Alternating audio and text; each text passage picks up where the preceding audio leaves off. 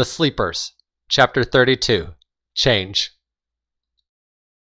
Parents never came to see Jane. There just wasn't enough time. That was the price of being a sleeper teacher. When she tried to convince the school to resurrect parent-teacher conferences, the principal laughed. You could video chat if they'll make the time of day for you. But don't get your hopes up. This isn't a private school, and we're lucky just to graduate these kids. Best you set some realistic expectations. No one could dissuade her from trying, but after 5 years of failure, it was hard to stay optimistic. Giving up on parents did not mean giving up on herself, though. These were her children. The sleep-free recognition plaque, as ridiculous as the whole event was, hung on her wall, reminding her that people, or at least someone, noticed her effort. She suddenly thought of John and laughed. That plaque brought them together. How could she be so entangled with someone so interesting and powerful? Shaking her head, she resumed pondering her students.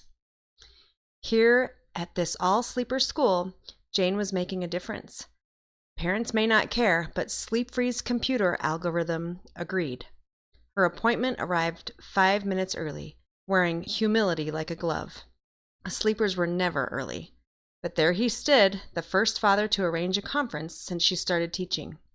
Jason was her best student. Parents of good students always wanted more. At least they seemed to at the client schools. Well, that was not her life. Jane greeted him with an outreached hand. "Hello, you must be Jason's father." "Yes, miss," he replied, eyes down but with a firm returning handshake. His hand was firm and rough. He had a second job for sure. "You can call me Jane." "Yes, Miss Jane." She did not expect her first parent to be so visibly upset. Some people would not let that archaic title die. "And what's your name?" She hoped to break the ice. "Thomas." "Well, Thomas, I'm so happy to have Jason in my class. He is one of the best. Very kind and very bright. You must be so proud of him." These were not false statements. Jason was, in fact, the best in her class. But there was a glaring problem, and she didn't know how to broach the subject with Thomas. He seemed fragile enough to break. Thomas shifted on his feet, obviously unsure what to say, so Jane filled the gap. "Have a seat and we can talk." "No, it's okay. This won't take long." "Is everything all right?" She was not about to start on her sleeper soapbox 1 minute into her first conference. Better to let the parent do the talking. She just wished they could have sat down. It had been a long day of classes. Biting his lip, Thomas let out a slow breath. "I'm sorry, Miss Jane. I don't know how to say it nicely, and I mean no disrespect, but I need you to stop trying. Jason needs you to stop trying." He stumbled over his words, half knowing they would make little sense and yet be perfectly comprehended if he only said them slowly enough. Unfortunately, she knew what they meant, as deep as it hurt, but she had to ask. "What do you mean, stop trying?" "I mean, Miss Jane," at which point he looked up almost in prayer, "I need you to stop trying to make a client out of my boy. Stop trying to teach him your vision of freedom. The boy has freedom. He has more freedom than my father ever had. He has more freedom than anyone in my family line. Don't make it harder on him by telling him these aren't freedoms." Tears welled in Thomas's eyes. This was a tragedy incarnate. Jane's polished propriety was breaking. She had to respond and fight. Jason deserved it. This was the heart of the problem, but she and Thomas were on opposite sides. Jason was resigned to a sleeper life, and no good test score could convince him of something better. Regrettable reproach tainted her voice. "What freedom? He's a kid, and he sleeps most of the day. He's rapidly losing his childhood. You can see that, right? Maybe it's already gone. Your son, Jason, is brilliant. He has so much to offer this world. How can you want anything for your son besides opportunity? How can you wish me to do anything besides offer a better life to your son? How could I conscientiously teach anything to him besides the freedom to choose to be great. Stealing a ragged handkerchief from his pocket, Thomas dried his tears. Were those tears for Jason, for himself, or for her? It was eerily unclear. Because, Miss Jane, you don't know what freedom you sacrifice instead. You would give Jason the freedom of a future, but instead you destroy him under the burden of competition, the threat of failure, and the disease of poverty. She moved to interrupt this insanity, but he continued placidly. Not the poverty of a struggling man like you read in your books, one tough soul fighting for the old American dream. I have read some of those books, but real poverty, complete with all the pain of rejection and starvation. You would teach him of a Savior, and then make him wait till he stands at the doors of heaven for any blessing. This is the real world, Miss Jane. You aren't a sleeper, so I get it. You have a good job and some big dreams, but I know that what I'm giving my son is better than anything you can. We don't need to be part of your dreams. He knew the weight and doom of his words, but kept speaking. The plaque now stared at her, mocking. My son is here to get prepared, and you're to prepare him. He's a sleeper, and like me, will stay a sleeper. You got to teach him everything he needs to know, which isn't much, so that he can pass his life happily by with a steady job and a simple lifestyle. He doesn't need to know about opportunities outside of this world. Freedom is cruel. My family suffered its wrath. We lost our homes and jobs when the economy failed. That spinning record took us out. We lost everything, and would have lost the last shred of manhood, were it not for Sleep Free. My son will learn to appreciate the life of a sleeper. He may want something more. He may even dream of something better, but he'll be satisfied knowing this is the best. Sleeping puts a meal on the table. He'll learn to love the system. And that learning begins with you. So please, Miss Jane, don't take that happiness away. It's the only thing he needs and the only thing you can really do for him. Her face betrayed horror at his so-called wisdom. This mess of lies and pain. Jane's heart swelled with contempt, not for this miserable parent, but for a world that compelled people to believe in such emptiness. She cried in revolt, unable or unwilling to surrender. What a terrible thing to learn! It is the learning of the damned. I will not. No, I cannot teach it. I am sorry to ignore your sincere plea, but I cannot watch your son become you. These children are my only hope for America. I will not let them go down quietly.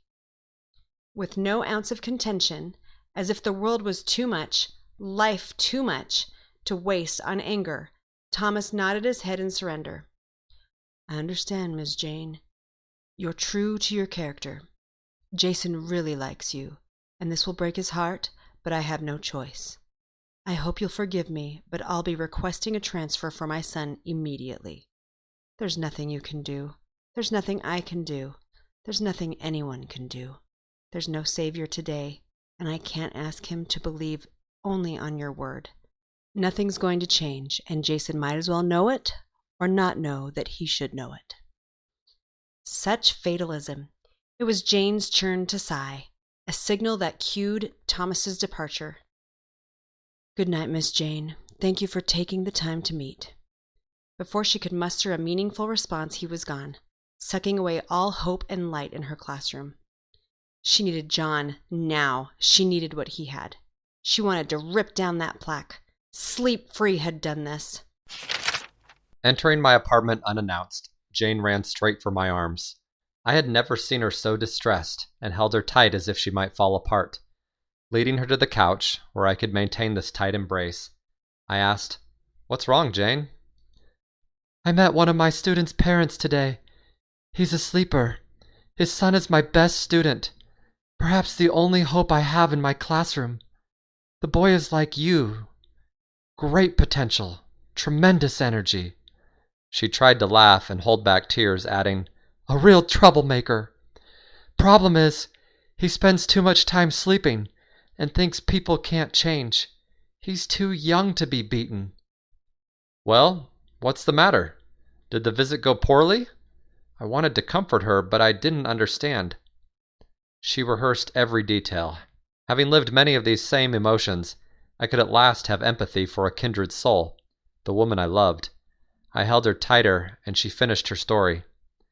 I couldn't convince him otherwise. I could not convince him that there would be a savior and that he had to believe, because I don't know that myself. I only hope. Jane pressed her lips and collapsed them to a ferocious ball. Her eyes closed tightly too, either to fight back tears or make a child's wish. The action in truth symbolized both emotions, her anger at the world and at this Thomas, and her desperate desire for change, believing if she could only close her eyes tighter, she would awake to freedom. We separated slightly from our embrace so that I could more easily look at her and convey my love. She sighed, unable to end this sadness with her typical humor. Instead, she looked at me incredulously, communicating with her piercing eyes a deeper message, an understanding or belief that I could change this system. We had dated long enough to build her suspicion and inspire her confidence. She wanted me to assuage her fears and give life to that hope. She bored through my soul and reached into my heart as if through an invisible tunnel, or worse, a gaping hole that she had cut open. With my heart and mind in her hands, she stared forlornly, waiting for me to respond, waiting for me to answer that all would be okay, for her students, for their families, that everything would change and that I would set them free. But I didn't respond. She may have thought I had everything, the skills, the motivation, the mad scientist passion, the connections, to change this world. But I was not going to tell her. It was not time. She and I were not ready to replace her suspicions with truth. I brought her close back in my arms, her story done and her emotion exhausted.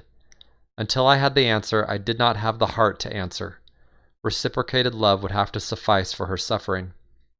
After a long silence, I resumed the conversation by relating my own childhood, the teacher and student bullying, the strength from Peter Pan, and the jealousy over my mind, even as a sleeper.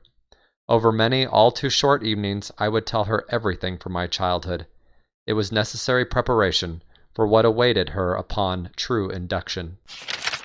Chapter 33. Testing Protocols. When unencumbered by one-man secrecy, drug developers follow a prescribed system to accelerate drug concepts to the market. It begins with vision, planning, and research. Thousands of concepts may be simultaneously in the pipeline at various stages of testing, ranging from paper theories up to final human trials. Very few concepts will pass the successive barriers from idea to test tube to animal testing, leaving only a handful of good ideas under clinical trials. In the perfect world, my drug would undergo the same testing regime. In the perfect world, I would not be a guinea pig substitute in back-to-back tests with very few weeks of respite and only a few rats to comfort my weary soul and the countless headaches. I had already slogged through personally testing over 10 sleep chemicals when I met Jane. I was concurrently testing up to 10 other chemical species on lab animals. The drugs were snuffing my senses, and I found a pressing need to pause for a season. Testing lucidity in animals had proved impractical, if not impossible, so rats served only to flesh out dangers, not identify true solutions. And apparently my rats hid their headaches better than I could. Then Jane came and rocked my world. Nightmares! I had dabbled with their cause and effect as a child, forgotten, and moved on. Her nightmarish idea, her love for their intensity, shared on our first date, came as both relief and epiphany. Surely I could find one drug from among the many nightmare-inducing shaman remedies or marketed concoctions that could both trigger lucidity and be simple enough to modify Sleep Freeze cocktail with little protest. The rats and headaches and other less savory side effects said I had to try. I knew that the evolutionary compound, my gift to society, had to be a derivative of the dream magnifier, the third part of Sleep Freeze potion. It had to be so. Governing principles made it so. If one drug could amplify dream signals for recording, it followed that the same drug could simultaneously magnify transmission to return to the sleeper's mind.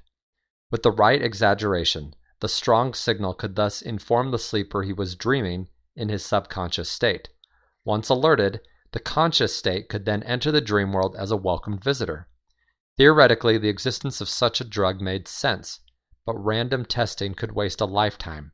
In fact, it was wasting a lifetime. Then I began to study nightmares. Using sleep freeze servers, I recorded several thousand hits for historic drugs manifesting increased nightmares. Where publicly available through literature and patent rights, I researched the drug construct for every one of these compounds. The comprehensive study could have earned me a second PhD if I had shared my learnings. From the hundreds of drugs with freely documented formulae, I developed a cross-functional database.